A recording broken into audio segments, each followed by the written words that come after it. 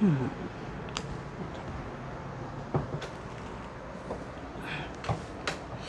hello my corset lovers and my tight lacers and waist trainers. Corset disciplinarian here. And today I wanted to talk about, this session is about seasoning your corset. Now what does seasoning mean? To those of us who are already in the practice, you understand seasoning. But for the layman or laywoman, it is basically breaking in your corset. Seasoning is better because you're really not breaking in your corset. What you're doing is wearing your corset until it begins to mold to your body. And that takes time. Now, not only does it take time, it goes back to picking the right corset for your body. All right, as you can see, I've got a couple of my corset friends here. This is an underbust corset, one of my favorites early on. But I found out that the design of this particular corset was not for my body.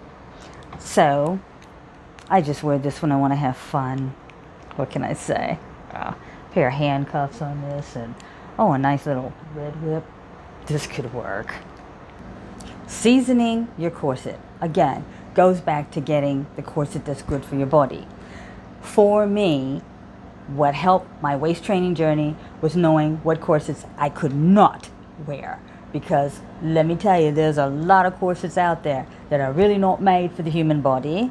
There are a lot of corsets out there that are only made for one body type or a very limited number of body types. And let's face it, most of us cannot afford to have a custom made corset. So where do we go? We go online.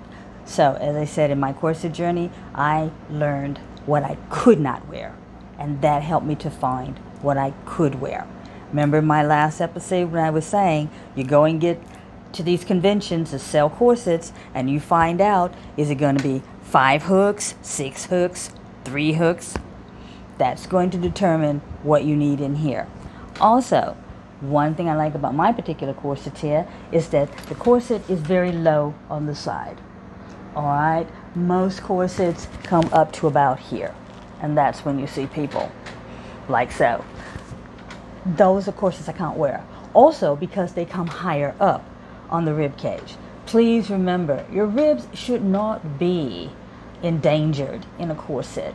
You're going for the floating rib as well as maybe a rib above. But if the corset's going to come up to here in the back, I'm not saying anything's wrong with it. I'm just going to say that that did not work for me because these are permanent ribs. No matter how I crunch them, and that's kind of what would happen, no matter how much pressure I put on them. I'm in my 60s. I started in my 50s. These ribs aren't moving, okay? And I had to find, luckily I found a corsetier that made shorter corsets for what I would be called a short torso. All right. So let's go back to type of corsets. Okay, as I said, I'm wearing my shorter corset today. I like to show my corset. I'm wearing my shorter corset today. It's very high up in the hips. My next corset comes to about here. But you see, I can still bend. It does not restrict my bending. The only thing that it does do is I do have a little bit more flexibility when it comes to moving around. Okay, this is my shorter one. Don't wear my longer one. I usually wear that when I'm really stepping out. But my shorter ones are usually my working corset. Okay? Here is what's called a corset belt. Originally, I thought I could wear this because I have a short torso. As you can see, it has exactly 3 hooks. Okay? So that means this puppy is going to stop about, see the space that you got there? The only reason that I can't wear this is because these ribs here, as you can even see now, my ribs protrude. Right at the bow of the rib cage, they actually protrude. And they are permanent ribs. So that's why this, as much as I still sometimes will get into it, but I won't really tight lace it, I'll wear it when I'm trying to just wear a corset belt.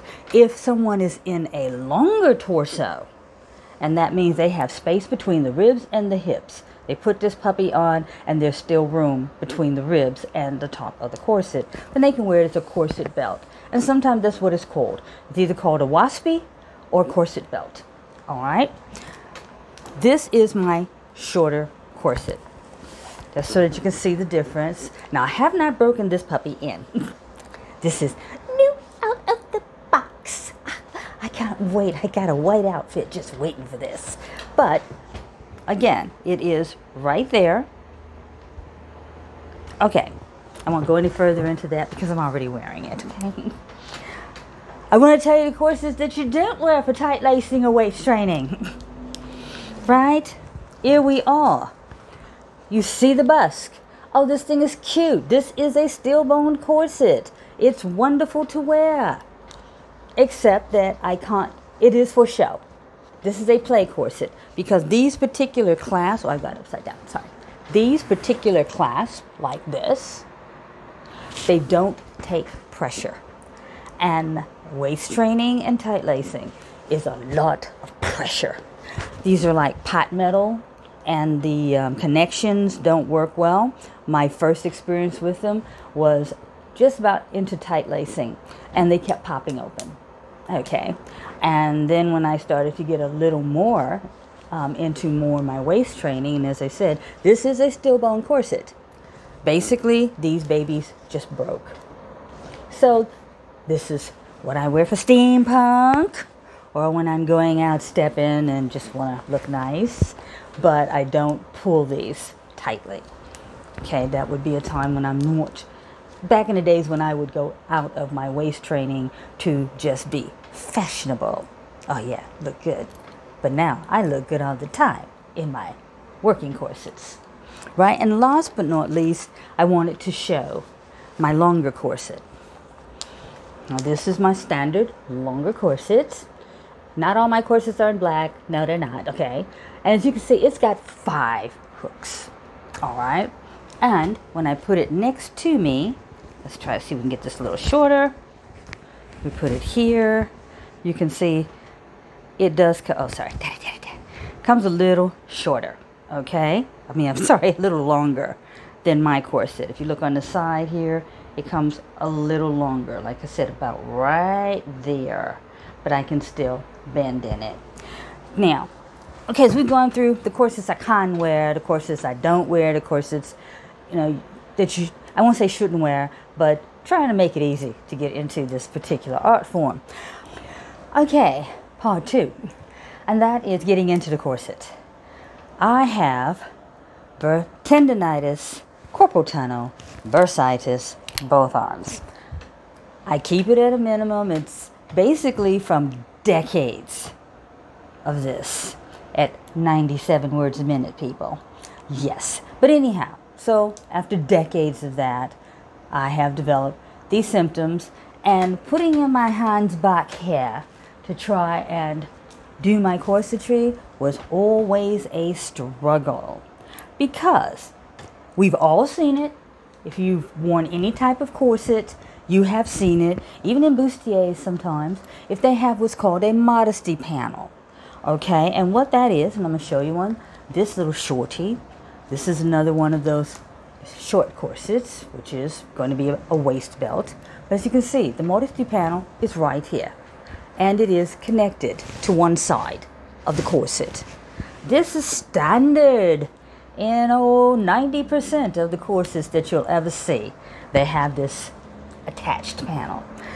Now, there are going to be those people out there to say, oh, this is how you work it. Trust me, when I was in my early days wearing corsets and was having my issue trying to get that modesty panel straight, I had people telling me, oh, yeah, you can do this. It's not a problem because all you have to do is just this. Okay, yeah, well, that's sweet. Yeah, thank you. You take advice. Yeah, I never know. It works for some people. It got to a point, especially when I got into tight lacing and going beyond that, that it got harder to move this panel across my back. And there are probably people out there that did what I did, and that is I started cutting that puppy out. Problem with that is I wouldn't recommend it, because then you go, the thing with the modesty panel is so that when you do pull it tight, you're not breaking it across your skin. And therefore, you're not putting wonderful welt marks across the back of your spine with the corset. But there are people that still do it. I did it for a brief period because luckily for me, I went online, went to a couple of groups looking at other corsetiers. I was prepared to just say, okay, I'm just going to have to spend, part of my living expenses to get a decent corset. All right.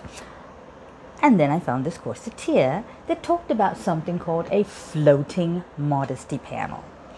Well, first of all, she also turned me on to some other things I didn't know about corsets. But we'll start with the modesty panel.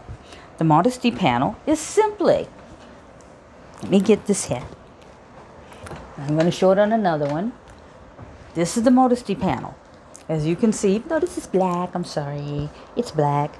See, it's not connected on this side, and it's not connected on that side. Well, where is it connected, Miss Disciplinarian?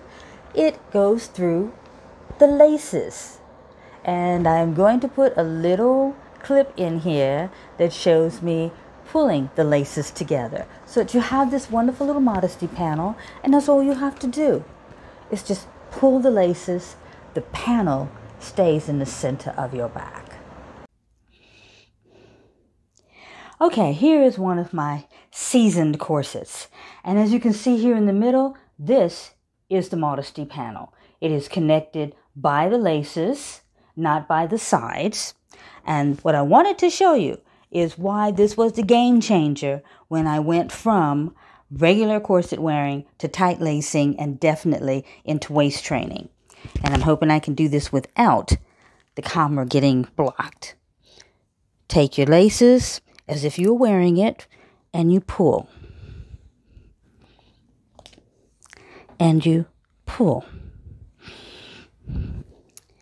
And what it does, it comes together. Just like that on your back. A little more here.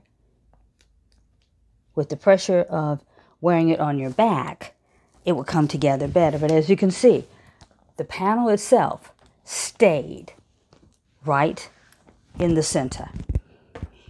And that is what I love about the floating modesty panel. Game changer? Yes, it was. The other thing that this particular corsetier brought into my life that I knew nothing about, because again, 90% of the corsets out there online do not address this. And that is the hip spring and the rib spring. Layman's terms, the space that you need between your ribs, around your ribs, and the space that you need around your hips. Perfectly speaking, you can see here, see how it goes up this way. So it's making space for ribs that are always going to be there, okay? Ribs are always going to be there. They're not going anywhere. Hips, yes. This one is high on my hips. Some corsets come a little lower on the hips. Some ladies have hips, so they need to have that rib spring. What happens, which is why I can't wear this little cutie, is because it has no hip spring, no rib spring. Now I'm going to get controversial here because I know some people are going to say that's not true. Again, I don't care because this is my experience, all right? Okay, what happens is when you wear this, a corset that does not have a spring, it's going to be straight up and down. Yes, they make it so that it does have that. Pictures. Remember, these are pictures. These aren't human beings. The few human beings that they do put into these, trust me, they have worked that corset, and there's still always Photoshop. All right? So, when it comes to this corset, what happens? This corset will use your ribs, and it will use your structure. Your rib structure, your hip structure. And use that as its foundation to start pulling in here. So until it stops here, this still will not pull in. I wore this corset one because I love this color. I saw this and I just went, oh, that color is so cool. I'd love to have that. And it was a known corset seller. And this is a steel boned corset. Okay, no, it does not have the floating modesty panel. But it is a steel bone corset. And yes, I won't say in agony, but to try and get this to the cinch that I already had, and this one is a 24. This was when I was at 24, and I'm trying now to go to 22. It hit my ribs, it hit my hips. And just to try and get it to come into here, I was putting too much pressure on here. And it was absolutely painful. Another game changer when I found this other corseteer. And there are others out there like my corseteer that do deal with this. And again, it's buyer beware, because people find a buzzword and they'll use that buzzword, but they don't do the function. So that's what we have today. When you get ready to season your corset, these fits, how to get into it. Next time I'll talk about laces, because certain types of laces I found are better than other types of laces. I will also talk about where to place it on your body, because that is also a game changer, because most of the time, like I said, you don't have anybody to talk to. I know I did not. And there were times that I wear corsets, and it wasn't until I had done a lot of, soul searching, to find out that, oh, it could be an inch higher, or it could be an inch lower, or this isn't even made to be around here. And again, it's a lot of money, a lot of time, a lot of effort, and a lot of disappointments, and just times when you just go, I want to do this, but I'm hurting so bad. Yes, doing it wrong, I almost cracked a rib. So like I said, I'm talking from experience here. It may not be the experience that most people went through, but it's mine. So, Corset Disciplinarian saying, this is Seasoning Your Corset Part 1. Part 2 next week, folks. Look forward to seeing you there. And remember, keep those laces tight.